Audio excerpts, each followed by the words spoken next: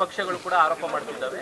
ಕೇಂದ್ರ ಚುನಾವಣಾ ಆಯೋಗ ವೀಕ್ಷಕರನ್ನು ಮಾಡಬೇಕು, ರಾಜ್ಯ ಸರ್ಕಾರದ ಅಣಿತಿಯಂತೆ ಈ ರೀತಿ ಲೋಪ ಆಗ್ತಿದೆ ಅನ್ನುವಂಥ ಆರೋಪಗಳು. ನೋಡಿ, ಏನೇ ಮಾಡಿದ್ರೂ ಕೂಡ ಕಾನೂನು ಮೀರಿ ಯಾರೂ ಮಾಡೋಕ್ಕಾಗಲ್ಲ. ಎಲೆಕ್ಷನ್ ಕಮಿಷನ್ ಅವ್ರದ್ದು ಅಬ್ಸರ್ವರ್ಸ್ ಇರ್ತಾರೆ. ಅವರು ಅಂಥದ್ದೇನಾದರೂ ಕ್ರಿಯಾಲೋಪ ಆಗಿದ್ರೆ ಅಥವಾ ಬೇರೆ ರೀತಿಯಾದಂಥ ಲೋಪಗಳಾಗಿದ್ದರೆ ಅವ್ರು ಆ್ಯಕ್ಷನ್ ತೊಗೋಬೋದು.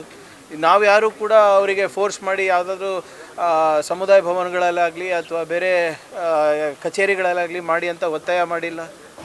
ಈಗ ಅವರ ಆತಂಕ ಇರೋದು ಜನರಲ್ಲಿ ನಿಜ. ಅದಕ್ಕೆ ಅಲ್ವಾ ನಾವು ಹೇಳಿರೋದು ಕ್ಯಾಬಿನೆಟ್ನಲ್ಲಿ 12 ಪ್ರಶ್ನೆಗಳನ್ನು ಕೇಳಿದ್ದೀವಿ. ಇದೆಲ್ಲನೂ ಗೊಂದಲ ನಿವಾರಿಸ್ಬಿಟ್ಟು SIR ಮಾಡಿ ಅಂತ. ಇದಕ್ಕೆ ಯಾರು ಹೊಣೆಗಾರರು?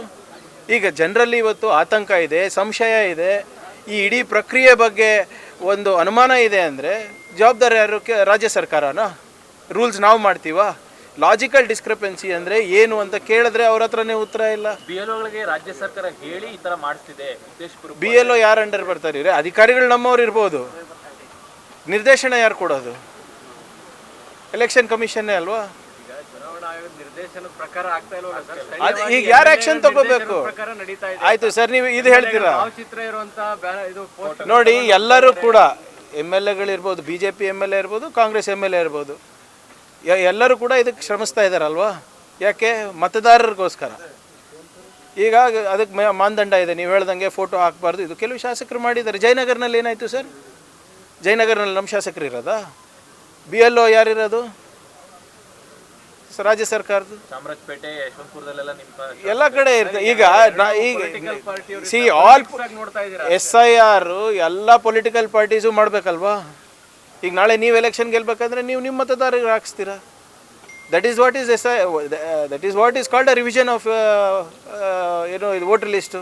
ಒಂದು ಸಮುದಾಯದ ಮಸೀದಿಗಳಲ್ಲಿ ಒಂದು ಸಮುದಾಯದ. ಈಗ ನಮ್ಮ ಕಡೆ ಮೊನ್ನೆ ನನಗೆ ಮಾಹಿತಿ ಪ್ರಕಾರ ಬಂದಾಗ ಎಲ್ಲ ಒಂದು ನಮ್ಮ ಬ್ಯಾಕ್ವರ್ಡ್ ಸಮಾಜದವರು ಒಂದು ಅವ್ರದ್ದೇ ಸಮುದಾಯ ಭವನಗಳಲ್ಲಿ ಸೇರ್ಕೊಂಡು ಹಿಂಗೆ ಈ ಪ್ರಕ್ರಿಯೆ ಬಗ್ಗೆ ಜಾಗೃತಿ ಮೂಡಿಸ್ತಾಯಿದ್ರು. ಅವ್ರ ಹತ್ರ ಏನು ER ಫಾರ್ಮ್ಸು ಡೌನ್ಲೋಡ್ ಮಾಡ್ಕೊಂಡು ಅಲ್ಲೇ ಹಂಚ್ತಾಯಿದ್ರು. ಅದಕ್ಕೇನಂತೀರಾ? ಆತಂಕ ಯಾರಿಗಿರೋದು? ಈಗ ಅಲ್ಪಸಂಖ್ಯಾತರಿಗೆ, ದಲಿತರಿಗೆ, ಹಿಂದುಳಿದ ವರ್ಗದವರಿಗೆ, ಆರ್ಥಿಕವಾಗಿ ಹಿಂದುಳಿದ ಮೇಲ್ವರ್ಗದವರಿಗೆ. ಈಗ ಮಧ್ಯಪ್ರದೇಶನಲ್ಲಿರ್ಬೋದು, ನಿಮ್ಮ ಬಿಹಾರಲ್ಲಿರ್ಬೋದು ಮತ್ತು ಬೆಂಗಾಲ್ನಲ್ಲಿರ್ಬೋದು, ರಾಜ್ಯ ಸರ್ಕಾರ ಏನಂತ ಹೇಳಿದ್ದಾರೆ? ಯಾರು SIRನಲ್ಲಿ ಪಟ್ಟಿನಲ್ಲಿದ್ದಾರೆ ಅವ್ರಿಗೆ ಮಾತ್ರ ನಾವು ಆದ್ಯತೆಯನ್ನು ಕೊಡ್ತೀವಿ ರಾಜ್ಯ ಸರ್ಕಾರ ಯೋಜನೆ ಮತ್ತು ಕೇಂದ್ರ ಸರ್ಕಾರ ಯೋಜನೆಗಳಲ್ಲಿ. ಆತಂಕ ಹುಟ್ಟೋದಿಲ್ವಾ? ಇದನ್ನು ನಿವಾರಣೆ ಮಾಡಬೇಕಾಗಿರೋದು ಯಾರು? ಈಗ ನಾವು ಹೋಗಿ ಅಲ್ಲಿಗೆ ಚೀಫ್ ಎಲೆಕ್ಷನ್ ಕಮಿಷನರ್ ಹತ್ರ ಟೈಮ್ ಕೇಳಿದ್ರೆ ಟೈಮ್ ಕೊಡೋಲ್ಲ ಅಂದರೆ ನಾವೇನು ಮಾಡಬೇಕು ಸರ್? ಕುಮಾರಸ್ವಾಮಿ, ಶೋಭಾ ಕರಂದ್ಲಾಜೆ ಅವರು ಆರೋಪ ಮಾಡಿದ್ರು ಸೆಂಟ್ರಿಂದನೇ ಮಾನಿಟರ್ ಆಗಬೇಕು ಕರ್ನಾಟಕದಲ್ಲಿ. ಮಾಡಿ ಅಪ್ಪ, ನಿಮ್ಮ ಕೈಲೇ ಇದೆ ಅಲ್ಲ. ಈಗ ಶೋಭಾ ಕರಂದ್ಲಾಜೆ ಅವ್ರು ಯಾವ ಪಾರ್ಟಿ ಗುರು? ಯಾರು ಕೇಂದ್ರದಲ್ಲಿರೋದು? BJP. ಮಾಡಿಸಿ, ಯಾರು ಬೇಡ ಅಂದಿದ್ದಾರೆ? ಪಾರದರ್ಶಕವಾಗಿ ಮಾಡಿ ಅಂತ ಹೇಳ್ತಾ ಇರೋದಲ್ಲ ನಾವು ಕೂಡ. ಭಾಳ ಸ್ಪಷ್ಟವಾಗಿ ನಮ್ಮ ಕ್ಯಾಬಿನೆಟ್ ನೋಟ್ನಲ್ಲಿ ಅಥವಾ ಮನವಿನಲ್ಲಿ ಏನಿದೆ? First line, we are not against revision of voter list of any kind. ಇದನ್ನು ಅವ್ರು ಮಾಡಲೇಬೇಕು. ಇದೇ ಅವ್ರ ಕೆಲಸ, ಎಲೆಕ್ಷನ್ ಕಮಿಷನ್ ಕೆಲಸ. ಒಂದು ಒಳ್ಳೆ ಮತದಾರರ ಪಟ್ಟಿ ಕೊಡಬೇಕು, ಚುನಾವಣೆ ಸರಿಯಾಗಿ ನಡೆಸಬೇಕು. ಇದು ಬಿಟ್ಟರೆ ಬೇರೆದೇನು ಕೆಲಸ ಇಲ್ಲ ಅವ್ರದ್ದು. ಪಾರದರ್ಶಕವಾಗಿ ನಡೆಸ್ರಿ, ನಮ್ಮ ನಾಗರಿಕರನ್ನು ಇನ್ಕ್ಲೂಡ್ ಮಾಡಿ, ಯಾರನ್ನು ಮತದಾನದ ಹಕ್ಕಿಂದ ದೂರ ಇಡಬೇಡಿ. ಅದಕ್ಕೆ ಕೆಲವು ಪ್ರಶ್ನೆಗಳನ್ನು ಕೇಳಿದ್ವಿ, ಅದಕ್ಕೆ ಉತ್ತರ ಕೊಟ್ಟರೆ ಮುಗ್ದೇ ಹೋಗ್ತದಲ್ಲ ಸರ್. ಈ ಆತಂಕ ಸೃಷ್ಟಿ ಮಾಡ್ತಾರೆ ಅದು ರಾಜ್ಯ ಸರ್ಕಾರಗಳ, ಕಾಂಗ್ರೆಸ್ ಪಕ್ಷನ. ವಾಡಿ ಎಲೆಕ್ಷನ್ ಕಮಿಷನ್ ಅವ್ರು ಏನು ಕತೆ ಕಾಯ್ತಾ ಇದ್ದಾರಾ? ಅವ್ರದ್ದು ತಾನೇ ಜವಾಬ್ದಾರಿ ಇಲ್ಲ ಯಾವುದು? ಇವಾಗ ವೇಣುಗೋಪಾಲ್ ಅವರು ಏನಂದ್ರೆ ಸರ್, ಅಪಘಾತ ಆಗಿ ಆಂಬ್ಯುಲೆನ್ಸ್ 1 ಅವರ್ ಆಗಿದೆ ಆಂಬ್ಯುಲೆನ್ಸ್ ಬರಲಿಕ್ಕೆ, ಕ್ಲಿಯರೆನ್ಸ್ ಮಾಡಲಿಕ್ಕೆ 1.25 ಗಂಟೆ ಆಗಿದೆ ಕ್ರೇನ್ಗಳು ಬರೋದಕ್ಕೆ, ಟ್ರಾಫಿಕ್ ಪೊಲೀಸರು ಬರೋದಕ್ಕೂ ಕೂಡ ಲೇಟ್ ಆಗಿದೆ. ನೋಡಿ, ಅದ್ರ ಬಗ್ಗೆ ಬೆಂಗಳೂರು ಸಿಟಿ ಸೆಂಟ್ರಲ್ಲೇ ಈ ವ್ಯವಸ್ಥೆ ಇದ್ರೆ ಹೆಂಗೆ? I am not aware of the accident. ಈಗ ತಾವು ಹೇಳಿದ್ಮೇಲೆ ಗೊತ್ತಾಯಿತು, ಬಹುಶಃ ಈಗ ಒಂದು ಅರ್ಧ ಗಂಟೆ ಆಗಿರ್ಬೋದು ಅಂತ ಭಾವಿಸ್ತಾ ಇದ್ದೀನಿ. ಬಟ್ ಮೊನ್ನೆ ನಾವು ಬೆಂಗಳೂರಿನ ಟ್ರಾಫಿಕ್ ಸಮಸ್ಯೆ ಬಗ್ಗೆ ನಾನು ಆಲಿಸಿದಾಗ, ರಿವ್ಯೂ ಮಾಡಿದಾಗ, ಈಗ ಒಂದು 15 ದಿನದಿಂದ 66% ಟ್ರಾಫಿಕ್ ಜಾಮ್ ಆಗ್ತಾ ಇರೋದು ನಮ್ಮ ನಗರದಲ್ಲಿ because of vehicle break down.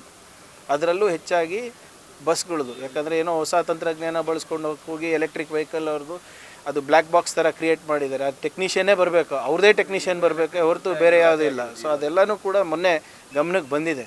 ಅದಕ್ಕೆ ಒಂದು ಅರ್ಬನ್ ಮೊಬಿಲಿಟಿ ಪ್ಲ್ಯಾನನ್ನು ನಾವು ಮಾಡ್ತಾ ಇದ್ದೀವಿ. ಬಟ್ ಇದಕ್ಕೆ ಸಮಸ್ಯೆ ಪರಿಹಾರ ಮಾಡಬೇಕಾದ್ರೆ ಎಲ್ಲ stake holders, Bangalore traffic police, GBA, ನಿಮ್ಮ ಕಾರ್ಪೊರೇಟ್ಸು ಮತ್ತು ಯಾವುದ್ಯಾವ ಥಿಂಕ್ ಟ್ಯಾಂಕ್ಸ್ ಇದೆ, ಇನ್ಸ್ಟಿಟ್ಯೂಷನ್ಸ್ ಇದೆ, ಅವ್ರಿಗೆಲ್ಲ ಸೇರಿಸ್ಬಿಟ್ಟು ಒಂದು ಅರ್ಬನ್ ಮೊಬಿಲಿಟಿ ಪ್ಲ್ಯಾನ್ ಮಿಷನ್ ಮಾಡಬೇಕು ಅಂತ ಆಲೋಚನೆಯಲ್ಲಿದ್ದೀವಿ. ಬಹುಶಃ ಇನ್ನು 1 ವಾರ 10 ದಿನದಲ್ಲಿ ಆ ಸಮಿತಿ ರಚನೆ ಆಗುತ್ತೆ. ಅದಾದಮೇಲೆ ನೀವು ಹೇಳ್ದಂಗೆ ಇನ್ಫ್ರಾಸ್ಟ್ರಕ್ಚರ್ ಪ್ರಾಬ್ಲಮ್ಸ್ ಅಲ್ಲ, ಇನ್ನೂ ಒಂದು ಮೆಟ್ರೋ ಕಟ್ಟಿಸ್ಬೇಕು, ಇನ್ನೂ ಒಂದು 10 ಏನೋ ರೋಡ್ ವೈಡ್ನಿಂಗ್ ಮಾಡಬೇಕು ಅಂತ ಸಿಸ್ಟಮಿಕ್ ಪ್ರಾಬ್ಲಮ್ಸ್ನ ಯಾವ ರೀತಿ ಸಾಲ್ವ್ ಮಾಡ್ಬೋದು ಇರೋ ವ್ಯವಸ್ಥೆಯಲ್ಲಿ. 1.5 ಕೋಟಿ ಜನಸಂಖ್ಯೆ ನಮ್ಮಲ್ಲಿದ್ದರೆ 1,25,00,000 ವೆಹಿಕಲ್ಗಳು ಇವತ್ತು ಬೆಂಗಳೂರಿನಲ್ಲಿವೆ.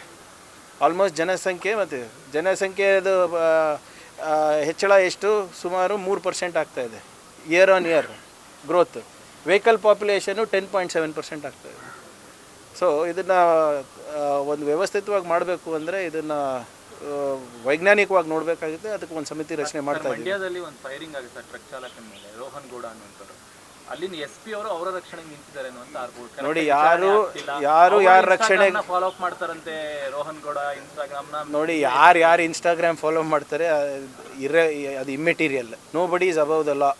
ನಮ್ಮ ಆಫೀಸರ್ಸ್ ಆಗಿರ್ಬೋದು ಅಥವಾ ನಾನಾಗಿರ್ಬೋದು, ಯಾರು ಕೂಡ ರಕ್ಷಣೆಗೆ ಬರೋ ಇವತ್ತು ಬೆಳಗ್ಗೆ ತಮ್ಮ ಪಬ್ಲಿಕ್ ಟಿವಿನಲ್ಲಿ ಬಂತು, ಅದು ಬೆಳಗ್ಗೆ 8 ಗಂಟೆಯಿಂದ ಅದೇ ಹಾಕ್ತಾಯಿದ್ರಿ, ಗಮನಿಸಿದ್ದೀವಿ. ಅದನ್ನು ನಾನು ಆಗಲೇ ನಮ್ಮ DGಗೂ ಹೇಳಿದ್ದೀನಿ, ಅದೇನಿದೆ ಚೆಕ್ ಮಾಡ್ಕೊಳ್ಳಿ ಅಂತ. But nobody is above the law, not my officers nor the home minister of Karnataka. Thank you.